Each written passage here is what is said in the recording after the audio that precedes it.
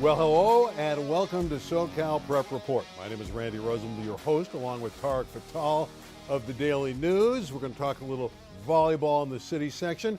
Will Reinhart, our resident expert when we do matches, and we're going to do the championship match in the city section on Saturday when Chatsworth and Palisades play. Will be with us, and his Verdugo Hills team is in the D2 final at 12:15, 12:30, that thereabouts, Saturday at Cal State Northridge. We'll get to Will in a moment. Tarek Fatal, you're back, and I don't recognize you. Who is this guy? What's that thing underneath your nose? On. You know, I was shaving last night and talking to my buddy William Corcoran. This is an ode to my buddy Billy, a longtime LA County sheriff, man. He's a brave guy, and he always rocks the, kind of that cop mustache. And I thought, you know what, Bill? I want to be like you for a couple days. So that's why I got this. Well, you got to be brave to look like that nowadays. All right, let's talk a little bit of baseball. Sure. You know, when we were on here last week, there was a great baseball game going on. It was still going on, and then it got suspended. It was Harvard-Westlake at Palos Verdes. They suspended to the next day, went 14 innings, and Harvard-Westlake finally beat the Sea Kings 1-0. But Harvard-Westlake struggles to score runs, and in their next game, they got shut out against Olu. That's right. You're talking 14 played innings in the last 3 games for the Wolverines. Scored 1 run. So that's not going to get it done in the playoffs. As dominant as the pitching was, they didn't give up a lot of runs, but you got to score, and they obviously didn't, and their season is over. Their season is over, but for Notre Dame and Sherman Oaks, the top-ranked team, they've won 2 playoff games in a row after they got by the Bearcats of Bonilla. Again, a tough game. They struggled against Hart, but got through that first game, and now the Knights win this one, but it's not easy for the top-ranked team. They are going to go on the road to Corona High. And, man, that's where it could all end. This arguably could be their toughest matchup. And I'm talking about if they ended up even making it to the CIF final. This Corona team's really, really good. They're going to throw – Notre Dame's going to throw Justin Lee, UCLA pitcher. But something tells me this game on the road could be their toughest test. Sierra Canyon, a great win for Tom Usborne's team, the former Chatsworth coach. They won over Cypress. And, again, this is a good win because Cypress is one of those teams that was – laying in the weeds, it could win it all. This season for Sierra Canyon is actually really special, and that's a credit to Tom Usborne. Let me tell you something about Sierra Canyon baseball. It's their first year in the Mission League. They probably feel like this season is like 6 years long right now. Think about playing in the Mission League, which is so difficult, 3 games a week. You don't know what's up, what's down. Next thing you know, you're in the postseason, the Division I playoffs, and you're finding ways to grind out and win games. And here they are in the quarterfinals. A great season for Sierra Canyon. Maybe the road stops for Sierra Canyon. I think they're playing Jay Serra. Is that not the defending champions? It's they be a are tough going to game. play Jay Serra. That's their next game. And we want to talk about Jay Serra because they have some nice wins. They knocked off Ukaipa. And Ukaipa is always very, very good, so that's a good win there. 7-0, then they won against Etowanda. So, again, this is a Jay Serra team that won the championship last year, and they're still around. If I'm not mistaken, this will be Jay Serra's 3rd game this week, which is a little different because that first-round game got postponed due to weather and so on. They played Ukaipa on Monday. They did. So maybe that has an impact and kind of gives Sierra Canyon a little bit of an advantage. But at the same time, when you're feeling a rhythm in 1 week and you're playing good baseball, that works to your advantage. Who knows? That's what I was thinking for Jay Serra. They got to feel like they're unbeatable right now. Exactly. They're on a roll. They hit 3 homers in their last game, so they're playing really, really well. All right, let's turn our attention to city volleyball. Chatsworth is the #1 seed in the open division in the LA City section, and they played a team from their own league, the West Valley, and clobbered them 3-0. Chatsworth, the dominant team out of the West Valley, #1 seeded, going to the final Saturday night. Yeah, not exactly surprising. They've been dominating their league all year long, and that's really all you can say about them. I think they're destined to win the Open Division final, but obviously Palisades is in their way. Well, Palisades beat University. Uni is a very good team, but Pali beat them 3 times this season. They're from the same Western League. I thought Uni would maybe give them a real battle in this, but for the most part, Palisades control the action. Last week I called, I said, hey, I think Uni's going to win the game. They're going to shake things up. They're going to give it, then they're going to get to the final and test Chatsworth with Palisades. Tested and proved to be the more talented opponent, and they'll be on to the finals to play Chatsworth. Well, Verdugo Hills is in the finals, like I said, in Division II. Will Reinhart is not only my analyst Saturday nights, he's going to have a busy day at Cal State Northridge because in the early afternoon, he's got to play Southgate in the championship match. Will, always a pleasure to see you. We're going to have some fun tonight, aren't we? Oh, I'm looking forward to it, Randy. I think it's going to be a great day on Saturday. A lot of championship volleyball going on. I'm excited to be a part of it this year, both as a player, as a coach and also as an analyst. And maybe a player, too. Who knows? You might steal an extra year of eligibility. Now, I didn't know that you coached UCLA to their 20th national title. I can see it now in the background. You're the coach of the Bruins, too. Hey, class of 92, baby. Got a rep for the Bruins. Go Westwood, Yeah, great job for Coach Parra and the Bruins. First title since 2006 for those guys. They're getting back into shape. All right, before I talk to you about the Pally match against Chatsworth, 1-2, it's the same assignment as a year ago when Chatsworth was number 1, Pally was number 2, and Pally beat them in 4, and the Dolphins won their 17th city title. Let's talk about your team briefly. You're in the finals of D2. You're the number 1 seed. Southgate, your opponent, is the number 2 seed. You both won 5-set matches to get there in the semis. Who's the better team? Well, that's what we're going to play on Saturday, right? I mean, I think the odds are in our favor. This will be our 5th section final in the last dozen years, and I think we're due. 5th time's the charm, right? We don't take the Rams lightly. They have athleticism, they have skill, and they've had to get through that same gauntlet that we did. So I think the team in red and black should come out ahead. We'll talk about your team a little bit. We know Verdugo Hills. Give us some names. Who's on the outside pounding the ball? Who's setting up your offense, and maybe who's at the net blocking some kills? Well, look, so we have a team that I think has tremendous balance, especially at the net. If we're looking at our go-to player, for us, it's going to be Ramon Rodriguez. He's our team captain. He's a setter in a 6-2 offense, so he hits on the right side as well. He's a 3-time all-section first-team selection, and he's the East Valley Player of the Year. 300 kills this year. He's got more than 300 assists. He leads the team in aces as well as second in digs. So he's really probably the single sort of beating heart, but the other organs are pretty vital as well. And we've got great pin hitters and an outstanding block. All right, let's get to the big match that you and I are going to call Saturday at 6 o'clock. Your thoughts, Palisades against Chatsworth. They each have a great Blake, who will feature, I'm sure, on the pregame. Blake Pohavitz, the outstanding hitter for Chatsworth, and there's Blake Peksak, the great setter for Palisades. My question to you, would you rather start a team with a great setter like Peksak, or would you rather have the great hitter like Pohavitz? Which one's more valuable?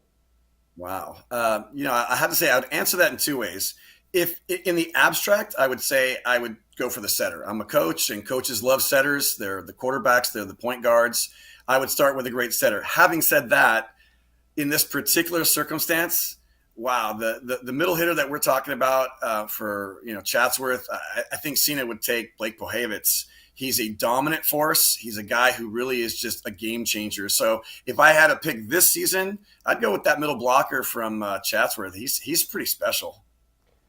Well, when you have a player like Pohavitz, and we kind of talked a little bit before the show, and you can kind of just, even the opponent knows, even though they know it's coming, you just keep feeding it's like having a running back that just no one can stop. You just keep feeding them the ball. They know it's coming. They still can't stop it. How nice is that to have when you're a coach? And does it make it easier sometimes to pivot off that because maybe the other team's not expecting something else? Absolutely. You've covered prep sports a lot of years, and you've seen that happen where there's a standout player and he's going to get his. He's going to get his. And Pohavitz is no different. He's going to have a big night. Even if he has an off night, it'll be a big night. But what it does is it opens up so many opportunities for the complementary players, and they have some special complementary players. So I think, that is the real dilemma if you're Palisades. Pick your poison. Do you commit everything you have to stop Pohavitz? And if you don't, what happens with the outside hitters, the right side hitters, and the supplemental players for Chatsworth, who are all at very elite levels themselves. I think it's a great situation for Chatsworth, and that's why I favor them to win on Saturday. And you were talking about their West Valley prowess. This is 2 consecutive years they've gone undefeated in the West Valley. And that's a very tough, the toughest league in the city section volleyball. So I think this is the year they get past that Palisades mystique and they claimed the championship for the new dad, Sina Agassi. Yeah, we should congratulate him. I'm sure we will on Saturday. Now, we should congratulate you, too, because you're about to retire. So for 27 years, you've been both the boys and the girls head coach at Verdugo Hills for the Dons. What's starting to go through your mind knowing that this is the end of your coaching career? Oh, all kinds of emotions, actually. It's a bit of it is honestly a relief.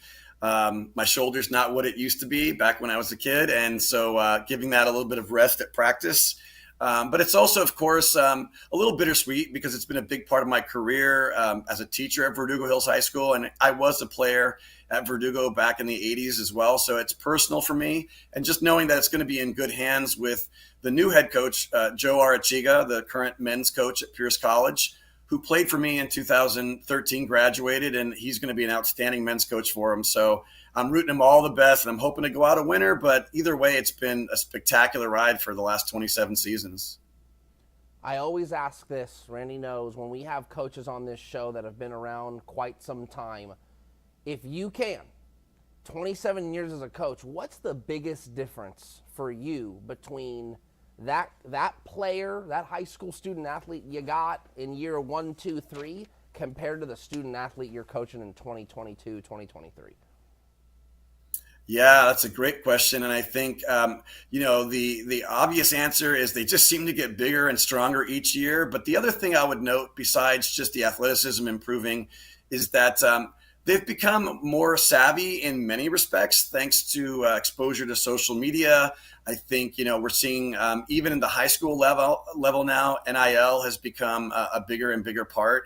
And there are more opportunities, even for a sport like men's volleyball, to get college opportunities, both scholarship and non-scholarship. So in the 1990s, that existed, but it was more selective. There wasn't as much exposure, and there just weren't as many opportunities, streaming opportunities, cable opportunities, et cetera. And so I think that's been something that we've noticed. I mean, even if you think about just YouTube, the way you can promote yourself like that as an athlete and get eyeballs on you and get opportunities and looks. So it's on the court, of course, but it's also the off the court stuff. We'll see you Saturday night. Hey, I'm excited. I'm fired up. Hey, let's do it, Randy. Hey, Randy, grow that mustache before you get there, okay? No. Tarek's going to shave. I'm going to be clean cut. All right, we'll talk to you on Saturday. That's the man, Will Reinhart. Love that guy. Of course, the match is on TV. It's our Pacific Surfliner Game of the Week. Live 6 o'clock from Cal State Northridge. It's going to be a lot of fun. Figures to be a terrific match. Also, there's another championship match in the southern section, Newport Harmar and Corona Centennial. That's not Corona Centennial. Corona Del Mar. I'm thinking Corona Centennial because we're going to have Matt Logan on, their football coach, in a moment. But it's Corona Del Mar who knocked off top-ranked Loyola. There is the matchup. The Sailors have won a lot of matches in a row, 12 matches in succession. All right, we're going to take a brief timeout, hear from our friends at Pacific Surfliner. Then we're going to talk about Corona Centennial. That's next on SoCal Prep Report. See you at 30. Southern California has always been a land of discovery.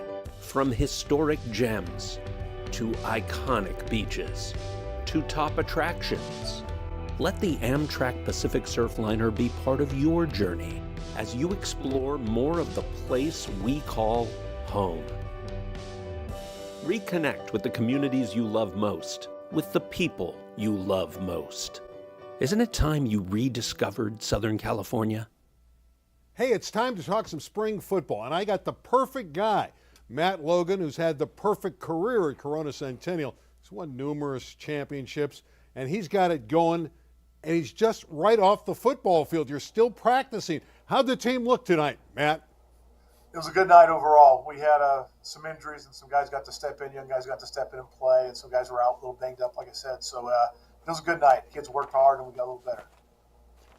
I'm excited because you got Hussein Longstreet, a young man who was great at Inglewood last year, threw for 4,000 yards, 40 touchdowns, nearly 70% of his aerials. How's he fitting in, and can you find out so much about how he will fit in during spring break like this and when they're playing in the spring? Yeah, absolutely. He's done a great job. He's come in, and he's just eager to learn, and he's definitely a student of the game. And, comes in with a great track record, and so we're excited to have him, and he's fit right in with the guys. He's doing a great job, man. He's got some incredible arm talent. It's fun to coach him.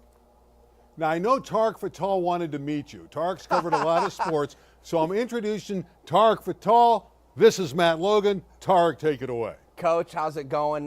Don't know if I've actually had a chance to get out there and meet you in person. Obviously know your program so well. I'm at the Daily News. I cover the Sierra Canyons, the Chaminades, the Mission Leagues of the world, so happy to have you aboard. I do want to ask you about that high-powered offense. Every time I talk, a couple of years ago, talked with John Elias at Sierra Canyon, he goes, man, there was no way we were stopping those dudes. It's a trademark of your program. We're going to play fast, and we're going to get after you.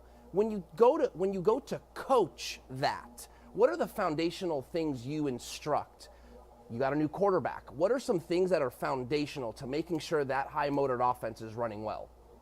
Yeah, well, regardless of what you run, offensively or defensively, you got to execute, bottom line. So our whole goal is just to come out and execute and try to put the things in place for when defenses have, everybody's going to have an answer. There's a lot of good coaches out there, and try to have answers for their answers, and keep working that way. So it's kind of an evolving system. We do have our base plays, and we try to be really good at a few things as opposed to being, average or not very good at a lot of stuff. So we really try to hone in our best plays, and we like to do a lot of stuff off of our best plays. So whether it be, it starts with the run game for us, and so play action pass is huge for us. Screens off the run game. Everything we can to try to make things look similar to try to confuse the defense. How excited are you about your football team? I know you're offensive minded. You've had great offensive teams over the years. You got many offensive linemen coming back. I think you have 3 starters up front coming back. You got receivers who were young last year returning, and now you got the quarterback. How excited are you to pull the trigger on this edition of the Huskies? Oh, we're very excited. There's a lot of talent, which creates great competition in practice, and that's how you get better. Iron sharpens iron. So we get after as best we can, and our kids work extremely hard in the weight room, in the classroom, and on the field. And so, we just keep pushing and pushing. We try to get better, and it's kind of a tough, right now because we're not in pads, and you want to go and play football, and you really can't. You're kind of limited on the things you can do, but we try to get after as best we can, and just like I said, we just try to get a little better every day. Having the night practice is nice. It's always nice energy. You get under the lights and get it going. It's good excitement. Coach, what is the biggest difference? I just asked this to our first guest. The biggest difference between the student athlete when you were first coaching many years ago and now the student athlete that's coming in as a freshman or an underclassman into your varsity program, in the fall of 2023 or even this past year. What to you is the biggest difference in that kid? I think you get a little more polished athlete at this point when they're freshmen. They have a little more knowledge and a little more skill set because I think the youth programs have really grown and the different trainings and different things that they come in with. And then they continue to train usually, throughout high school. Most of the kids have some type of trainer that they use outside of our football. And I think that's one of the biggest differences. I think you get a little more polished. They're not as green as when they used to come in too. And plus, a lot of those kids come in a little bit older now too as well. That's part of the whole, maturation of them. But I think it's a little bit more polished. I think a little more better understanding of the game than what they probably did, at 27 years ago, which was my first year as head coach. When I played back when there was dinosaurs roaming the earth, we didn't have any of this spring football stuff. We just showed up a couple weeks before the season, had 2 weeks of what they called Hell Week at the time. We had double practices each day. But for you, I just sense it's almost, 365 days a year, high school football. Is that the way it is in this day and age? You have to eat, breathe, and sleep high school football year-round? I don't think you have to do it completely year-round, but you got to be to stay competitive, you have to definitely, be working, that's for sure.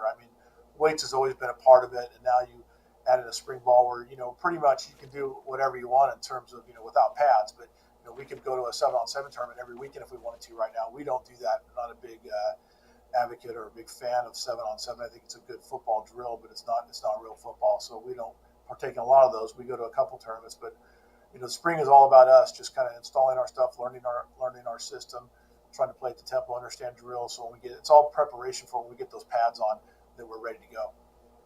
Well, in the NFL, they have free agencies. In college football, they have the portal. And in high school, they have the transfers, and you got the plum in Husan Longstreet. You are the winner of that category this year. So we wish you the best luck and really appreciate the fact that you came on to tell us a little bit about your spring team. And let me ask you one last question. Is this the year Corona Centennial can leapfrog both Mater Dei and St. John Bosco? Is this the season? We sure hope so. We're working towards that. That's a big obstacle to overcome, but that's always the goal for us is to get to the state championship. And so obviously it goes through one or two of those or both of them. So that's just the way it works out. But, we hope so. We're working hard to achieve that. Well, Matt, thanks a lot. I know you just got off the practice field, and we appreciate you coming aboard. Good luck this season, and we'll talk to you down the road. Thank you. I appreciate it. Tarek, nice meeting you. Take care, guys. All right. Everybody loves Tarek. Talk to you later. There is the best offensive football coach in high school in the area. I remember, I want to say, was it last year or 2 years ago, but I only know this firsthand because Sierra Canyon is one of the teams I cover, and they went and played in Corona Centennial. I think they stuck with them for like a half. Right. They were within a touchdown at halftime. And then there was a whole different game in that second half. And I'll never forget asking John Ellinghouse, and he goes, dude, we just couldn't. We ran out of gas, and they just wouldn't stop. They were just shoving it down our throats and throwing the ball a million yards, and that was the end of that. I had him on a TV game the first time I saw one of his teams against Birmingham at Birmingham. Okay. And this is a good Birmingham team. It was 28-0 Corona Centennial before you blinked. Yeah. Before you blinked. They're just too good. Unbelievable. Yeah, they're good. Unbelievable. Speaking of too good, Bronny James, you may have heard the name, Oh, out of Sierra Canyon. He's committed to USC now. Tarek, I know you saw Bronny throughout his days as a Trailblazer. It obviously seems to be a very good fit at SC. It is a good fit. There's no question about that. I always try and tell people, look, Bronny James is not your go out and score 30 points a game type player. He could have a rough shooting night. The kid almost has a great floor game every time he plays. In the right position, moving without the ball, making the extra pass, rebounding, playing different defense, hitting the open shot. An A++ athlete. He's a Division I level player, but there's just so much hoopla that surrounds the kid. I think it kind of was a turnoff to a lot of coaches that were recruiting him. So where does he end up? At USC. What's USC? It's Hollywood. Let's just be honest, right? Caleb Williams, Juju Watkins, now Bronny James. Andy Enfield's got quite the player. The Trojans are going to be very good. He's got Rodman's kid coming over there now, and Isaiah Collier, a brilliant guard, maybe the best guard in the country. Boogie Ellis is coming back. So Bronny will get playing time. Yes, they'll be good. They'll be good. There's another guard from the Mission League, Jackson Mosley, over 1,000 points for St. Francis of La Cañada. He's going to play at Cal Poly San Luis Obispo. I think that's great. It is. It really is. And this is, I wouldn't call it the antithesis, but kind of the other side of the Bronny James story and all the hype. And then you got someone like Jackson Mosley, a 4-year varsity player who absolutely just got better every year and worked in silence, so to speak, and ended up being St. Francis's all-time winningest player, did so well in the Mission League, a true point guard, the son of a basketball coach in John Mosley at Eastern Los Angeles College. He's going to be a great player in college. He's one of those program players. He's going to get there. I don't know how much time he'll play as a freshman, but as a junior and senior, he'll be on the floor. Yeah, he'll get on the floor at Cal Poly. There's no question about that. All right, let's turn our attention to softball. The finals for D1 are set in the southern section. Norco, who's won, I think, 4 or 5 titles in the last decade, they're in the championship, and they're going to play Pacifica of Garden Grove. Pacifica's been a great story here. They've knocked off Los Alamitos, which is one of the favorites. Then they knocked off a team you're very familiar with in Oaks Christian. Yes, they beat Oaks Christian today. I think I forgot what the score was, but yes. 6-3, I think. I think it was 6-3. Oaks Christian was this team, only had 1 loss all year long. We kind of thought, after Pete Ackerman had passed away, then Cheyenne Coyle takes over, and they did not miss a beat. In fact, you could argue maybe they were better, and they fall just a little short. However, all semifinalists, they qualify for the regional playoff. So Oaks Christian season is not yet over. Bryn Nally's been the pitcher at Pacifica who's done the job. She's won both games, and she's obviously getting it done in the playoffs. And as you know, if you have a hot pitcher, you can ride that arm. Softball, there is no other sport where if you have one player that can dominate, you can ride that domination all the way to the championship. Softball is that. If you have an arm in the circle, you can win any game. Granada Hills has an arm in the circle, and Addison Mormon, they beat Narbonne in the first round of the Open Division of the City playoffs. This is a very good Highlander team. That game was 5 innings. It was a 10-run roll, so they won an easy over Banning. That's a Granada Hills team that's on a mission. They look very good. That they went 10-0 in the West Valley League. They'll play El Camino Real in the semifinal of the Open Division City Championship. I had the pleasure yesterday of watching Ella Luden from Birmingham. She threw a no-hitter, didn't even know it, and they won 2-0. They beat Eagle Rock. The other game is Carson at Birmingham. Now, Jim Rose, the coach at Birmingham, is trying. He's got to win the semis, and then he's got to win the finals. But he's trying to do a double-double. He won the football championship as the head coach. Now he's trying to propel his softball team to the LA City Section Championship, both in the Open Division. That is a rarity. Jim Rose, man, what a crack up. What a great coach and just an easy-going guy. Hey, Jim, how's it going? You could walk up to him 5 minutes before a big game. He'll talk to you. He won't big league you. He won't take anything too seriously. Great coach. The girls really like him. Yesterday's Open Division City win was the first time the softball team had won an Open Division playoff game in the program's history. So little by little, he's chipping away at some remarkable things at Birmingham. What to me is not remarkable is that San Pedro is not in the softball championships. Along with El Camino, they've been the best program in the city section. They had an ineligible player, some paperwork issues, and they were not allowed to participate. And this really isn't a city issue for me. It's a big picture with all sections, southern section, city, whether it's up north, whatever. When a player is ineligible, I do not like the fact that the whole team is dinged like that. I think it's a very penal situation to rule out a team in the playoffs. Your gripe is legitimate. It is a shame to think some paperwork by an administration that goes awry or doesn't get submitted correctly, and frankly is incompetence, is impacting the third baseman who's only a junior right. That's trying every day at practice and now she can't play. So yes, I think it is a shame, and it's a shame that their season had to end like that. I'm going to give you 4 games. I just want the winners in each one. You got it. Notre Dame at Corona, baseball. Notre Dame, I'm a homer. Okay, 28-2, better record anyway, but the Panthers are for real. Sierra Canyon, you're going to be a homer again against Jay Sarah? Give me Jay Sarah. Give me the Trinity League. Give me the defending Division I champions. What about it? I thought you were a homer. You're not. Now you're going against the team you're supposed to be I'm not going to go against the number 1 team in the state. Okay. In Notre Dame. Okay, this one's a little bit easier. Villa Park at Orange Lutheran. Orange Lutheran, the team that beat Harvard Westlake, a team you cover. I'll go Olu.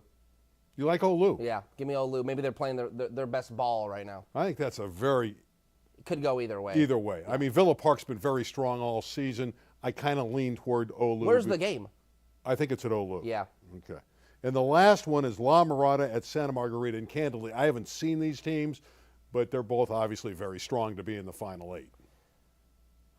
Gosh, I can't think of La Mirada's pitcher right now, but I know they have a good one. See, the thing about these quarterfinal games, Randy, is everyone's going to pitch their number 1. The rest, the time. So give me La Mirada. I don't know if you want to call that a shocker, but give me La Mirada. I think their number 1 is better. Okay, I'll agree with you because I don't know. I'll tell you what I do know. For one of the rare times, Tarek and I are going to be at the same site on Saturday. I'm going to be at the volleyball, calling the match on a Pacific Surfliner match with Chatsworth and Palisades live at 6 o'clock right here. You're going to be there too. There's the promo for it. I will be there. Cal State Northridge, which is no longer called the Matadome. Oh, you do this every week. Let's call it the Matadome. It is the Matadome. So you'll call it the Matadome in the broadcast. Why not? Who's going to tell me not to? I forgot what you it's think called. Dick Dornan of the city section is going to stop me? It's like the American Credit Union Arena or something. Anyway, yes, I will be there. Some city section action. I think there's 3 or 4 games going on that day. I'm going to make it to office for the day, check in on a little track and field going on at Moore Park High School, check in on those results. Have a good day. It's on Saturday. Next week we got to talk softball. Softball finals will be the following weekend. That's correct. Next week. Yeah, both the city and southern section softball championships are May 19th and 20th. Right. And then that following weekend, Dodger Stadium, that'll be city boys championships. Baseball. City boys. City baseball. Come on, what's with the boys? Boys baseball. Never heard of it? Yeah. It's not girls baseball. Yeah, exactly.